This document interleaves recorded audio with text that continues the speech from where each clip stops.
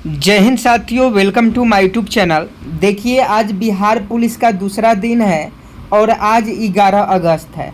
Bihar police का पहला exam जो हुआ था 7 अगस्त को हुआ था और आज 11 अगस्त है और आज एग्ज़ाम का दूसरा दिन था। आज जितने भी प्रश्न आपके पूछे गए थे बिहार पुलिस के एग्ज़ाम में, लगभग बहुत सारा प्रश्न जो है हमारे पास आ गया है। उसी का एनालिसिस कराने वाले हैं कि आज के एग्ज़ाम में किस टाइप के आपके प्रश्न पूछे गए थे। जिनका भी आने वाले दिनों में एग्ज़ाम है वो सभी इस वीडियो में शुरू से लेकर अंत तक रहिएगा। और देखिए, क्वेश्चन पेपर तो हम नहीं दिखा सकते, क्योंकि क्वेश्चन पेपर दिखाइएगा तो फिर आप पर कार्रवाई होगी, ईओयू कार्रवाई करेगा, समझे कि नहीं। इसके लिए हम क्या किए हैं कि कलम और कॉपी पर लिखकर आपके लिए सभी क्वेश्चनों लेकर चले आए हैं जो आपके एग्ज़ाम में पूछा गया था। और ये 11 अगस्त के एग्ज़ाम में पूछे गए प्रश्न हैं। 5 जिला में ये प्रश्न पूछा गया था जो हम अभी आपको बताने वाले हैं, तो आप इस वीडियो को शुरू से लेकर अंत तक देखिएगा। 11 अगस्त 2024 और इसका पीडीएफ देखिएगा तो पीडीएफ आपको वीडियो के डिस्क्रिप्शन में मिल जाएगा। ये जो आपको क्वेश्चन दिखाई दे रहा है, ये प्रश्न पत्र जो आपके दिखाई दे रहे हैं नंबर वाले, ये इनका पीडीएफ अगर आप लेना चाहते हैं तो लिंक वीडियो के डिस्क्रिप्शन में दिया गया है, आप वहां से जाकर पीडीएफ ले लीजिए। चलिए देखते हैं कि कौन कौन से प्रश्न आपके पूछे गए थे। देखिए, एक क्वेश्चन पूछा गया था कि भारत राज्यों का संघ है किस अनुच्छेद में वर्णित है। ये क्वेश्चन आज 11 अगस्त के बिहार पुलिस के एग्जाम में पूछा गया था कि भारत राज्यों का संघ है यह किस अनुच्छेद में वर्णित है। तो देखिए, इसका ऑप्शन बी अगर आर्टिकल 1 में था, आर्टिकल 1 इसका सही जवाब हो जाता। अगर ये बी ऑप्शन बी में था, कुछ लोग बता रहे थे कि सर आर्टिकल 1 जो था ऑप्शन बी में दिया था, तो ऑप्शन बी वाला अगर आप OMR रंगे होंगे तो आपका बिल्कुल सही जवाब हो जाएगा। और आप सुन लीजिए कि सब जिला का क्वेश्चन पेपर जो है अलग अलग था। अब ये किस जिला का है ये तो आप ही बताइएगा, क्योंकि मेमोरी बेस्ड क्वेश्चन है और किस जिला का क्वेश्चन है। अगर आपके एग्ज़ाम में क्वेश्चन पूछा गया था और किस जिला में आपका एग्ज़ाम था तो कमेंट बॉक्स में बताइएगा। हर जिला का अलग अलग क्वेश्चन पेपर था, इसलिए आप लोग ये मत कहिएगा कि ये हमारे एग्ज़ाम में नहीं पूछा गया था। हो सकता है आपके एग्ज़ाम में नहीं पूछा गया हो, दूसरे अभ्यर्थी के एग्ज़ाम में पूछा गया हो, छपरा में नहीं पूछा गया हो, पटना में पूछा गया हो, समझे कि नहीं।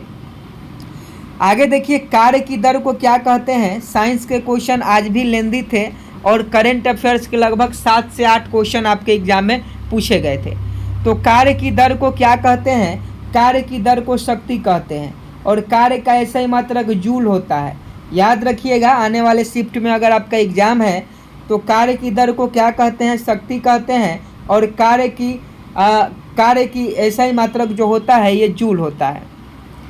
अगला क्वेश्चन है करेंट अफेयर्स के पूछा गया था कि SC ST के लिए उद्यमी योजना के लिए कितना तक के लिए राशि निम्न ब्याज पर मिलता है। तो आपको बता दें, बिहार मुख्यमंत्री उद्यमी योजना, समझे कि नहीं, इसमें 50% जो आपको सब्सिडी मिलता है और 50% ब्याज पर आपको जो है जो आप 10 लाख का लोन लीजिएगा तो 5 लाख आपको चुकाना होगा और 5 लाख का सब्सिडी मिलता है। तो अब ऑप्शन बेस्ड क्वेश्चन था, ऑप्शन में क्या था, अगर 50% ऑप्शन में था तो ये बिल्कुल सही जवाब हो जाता। बिहार मुख्यमंत्री उद्यमी योजना के लिए 50% सब्सिडी मिलता है, समझे कि नहीं। अगला क्वेश्चन पूछा था कि जनता की भागीदारी सबसे ज़्यादा किस शासन में होती है। ये देखिए, यहाँ एक काट दीजिए, जनता की भागीदारी सबसे ज़्यादा किस शासन में होती है। तो जनता की जो भागीदारी है सबसे ज़्यादा ये लोकतांत्रिक शासन में होती है, क्योंकि जनता जो है अपने वोटों से किसी भी पार्टी का सरकार बना सकती है और किसी भी पार्टी का सरकार गिरा सकती है। तो ऑप्शन में क्या था, इसके अनुसार इसका सही जवाब हो जाता। एक क्वेश्चन पूछा गया था, अनिषेचित अंडा को शरीर से बाहर निकालना क्या कहलाता है। बायोलॉजी का क्वेश्चन है और एक क्वेश्चन बायोलॉजी वाले मैराथन क्लास में हम करवाए भी थे।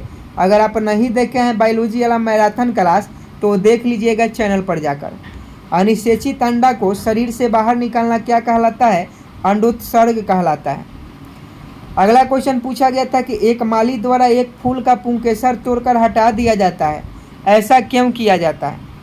जल्दी से बताएं। एक माली के द्वारा एक फूल का पुंकेसर तोड़कर हटा दिया जाता है। ऐसा क्यों किया जाता है? तो विपुंसन करने के लिए, विपुंसन के लिए ऐसा किया जाता है। एक राष्ट्र एक राशन यानी one nation one ration, one nation one ration की शुरुआत कब हुई? तो 9 अगस्त 2019 में हुई। अगर ऑप्शन में 9 अगस्त 2019 था तो ये आपका बिल्कुल सही जवाब हो जाता। और क्वेश्चन का पीडीएफ अगर आपको चाहिए ओरिजिनल क्वेश्चन पेपर पर तो उसका लिंक वीडियो के डिस्क्रिप्शन में है, क्योंकि ओरिजिनल क्वेश्चन पेपर के साथ हम वीडियो नहीं बना सकते हैं। एक क्वेश्चन पूछा गया था निम्न में क्षार और अम्ल का उदाहरण है। तो देखिए ये ऑप्शन बेस्ड क्वेश्चन था, ऑप्शन के अकॉर्डिंग इसका सही जवाब हो जाता। एक क्वेश्चन पूछा गया था यंग इंडिया किसकी पुस्तक है? यंग इंडिया किसकी पुस्तक है? तो महात्मा गांधी की पुस्तक है। इसका संपादन जो है 1919 से 1920 तक किया गया था। तो 1919 बिल्कुल सही जवाब हो जाएगा। यंग इंडिया किसकी पुस्तक है? महात्मा गांधी। इसकी शुरुआत 1919 में की गई थी।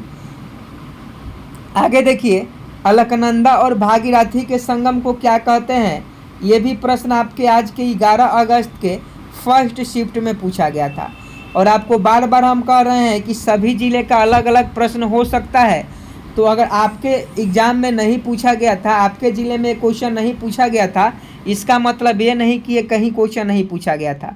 हो सकता है आपके ज़िले में ना पूछकर दूसरे ज़िला में पूछा है, लेकिन जो अभ्यर्थी का एग्ज़ाम था 11 अगस्त को, जिन्होंने बताया उन्हीं के द्वारा ये क्वेश्चन बताया गया है। अलकनंदा और भागीरथी के संगम को क्या कहते हैं? देवप्रयाग कहते हैं। अगला क्वेश्चन देखिएगा, जून 2024 में चंद्रमा पर मानव रहित यान किस देश ने भेजा? देखिए इसमें 4 ऑप्शन थे। ऑप्शन ए में जापान था, ऑप्शन बी में भारत था, ऑप्शन सी में यूएसए था और ऑप्शन डी में चीन था। तो देखिए इसका सही जवाब जून 2024 पूछा जा रहा है। भारत ने भी भेजा है, जापान ने भी भेजा है, यूएसए ने भी भेजा है, चीन ने भी भेजा है। लेकिन 2024 में किसने भेजा ये आप देख लीजिएगा कि 2024 में चंद्रमा पर मानव रहित यान किस देश ने भेजा। ये करंट अफेयर्स का सवाल है और इसका सही जवाब यही 4 ऑप्शन में से एक होगा। आगे देखिए उपभोक्ता दिवस पूछा गया था, कंज्यूमर डे कब मनाया जाता है? उपभोक्ता दिवस तो 24 दिसंबर को, 24 दिसंबर को हर साल उपभोक्ता दिवस मनाया जाता है। एक क्वेश्चन पूछा गया था कि पटना में कौन सी विदेशी कंपनी अपनी ऑफिस खोलने वाली है? पटना में कौन सी विदेशी कंपनी अपनी ऑफिस खोलने वाली है? तो टाइगर एनालिटिक। ये यूएसए की कंपनी है, करंट अफेयर्स का सवाल है। ये यूएसए की कंपनी है टाइगर एनालिटिक, जो पटना में अपना पहली ऑफिस जो खोलने वाली है। आगे देखिए हवा की गति मापने वाला यंत्र पूछा था तो एनीमोमीटर। एनीमोमीटर हवा की गति मापने वाला यंत्र है। एक क्वेश्चन पूछा गया था संविधान सभा का उपाध्यक्ष कौन थे? हरेंद्र कुमार मुखर्जी अगर ऑप्शन में था तो वो वाला बिल्कुल सही जवाब हो जाता, हरेंद्र कुमार मुखर्जी। ये ऑप्शन में था तो ये बिल्कुल सही जवाब था। तो देखिए लगभग 15 से 20 क्वेश्चन ही अभी हमारे पास आ पाए हैं, क्योंकि अभी आधा 1 घंटा पहले आपका एग्ज़ाम खत्म हुआ है। पूरा क्वेश्चन आने के बाद फिर से हम आपको एनालिसिस लेकर आएंगे। पार्ट 2 में जो क्वेश्चन बच जा रहे हैं उसको करवाएंगे। तो आप सभी से रिक्वेस्ट है आप चैनल को सब्सक्राइब कर लीजिए और बेल आइकन को प्रेस कर लीजिए क्वेश्चन एनालिसिस पाने के लिए। और आने वाले दिनों में एग्जाम है तो पिछले जितने भी मैराथन क्लास है उसको देख लीजिए। और 11 अगस्त का संपूर्ण क्वेश्चन पेपर का पीडीएफ कहीं से भी वायरल होता है।